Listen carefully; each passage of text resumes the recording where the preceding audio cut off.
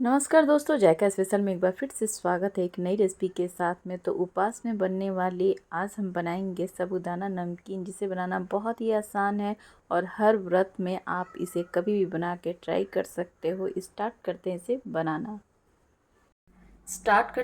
बनाना। तो यहाँ पर हमने ना मूंगफली लिया है। छोटे कटोरी से ना मैंने 1 कटोरी मतलब मूंगफली का इस्तेमाल किया है और यहाँ पे साबूदाने का हमने इस्तेमाल किया है, जिसकी नमकीन को बनाया जाता है और बहुत ही अच्छा और टेस्ट भी होता है। एकदम क्रिस्पी बनता है नमकीन, जिसे व्रत में अक्सर इसे इस्तेमाल किया जाता है। और यहाँ पे ताज़े हम कड़ी पत्ते का भी इस्तेमाल कर लेंगे, तो हम कड़ी पत्ते को भी तोड़ लेते हैं और फिर इस तरह से सारी चीज़ों को आप तैयारी करके रख लीजिए और फटाफट बस बनाना होता है। तो यहाँ पर हमने कड़ी पत्ते को भी तोड़ लिया है।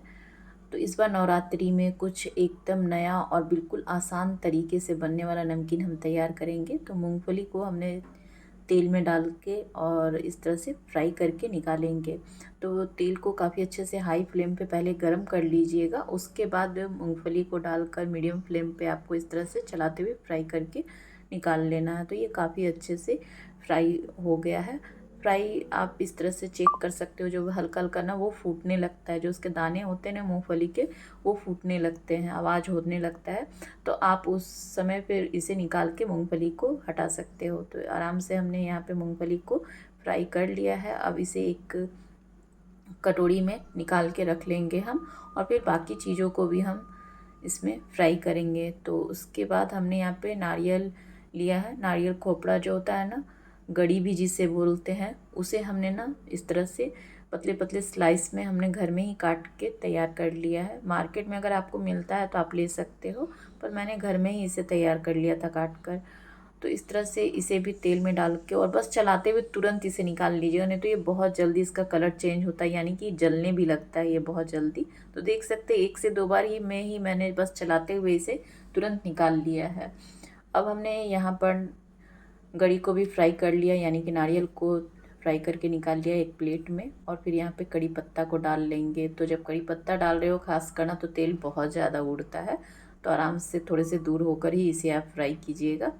और इस तरह से इसे बस डालते के साथ में ये हो जाता है, इससे ज़्यादा कुछ भी नहीं करना होता है। तो अभी पत्ते को भी, करी लीफ को भी आप निकाल लीजिए। फिर जो साबूदाना हमने रखा है उसे तेल में डाल लेंगे। जब साबूदाने को डाल रहे हो ना, तो तेल को थोड़ा सा और गर्म कर लीजिएगा। उसके बाद फिर इसे डालकर मीडियम फ्लेम पे इसे इस तरह से चलाते हुए 1 से 2 मिनट आपको फ्राई करना है।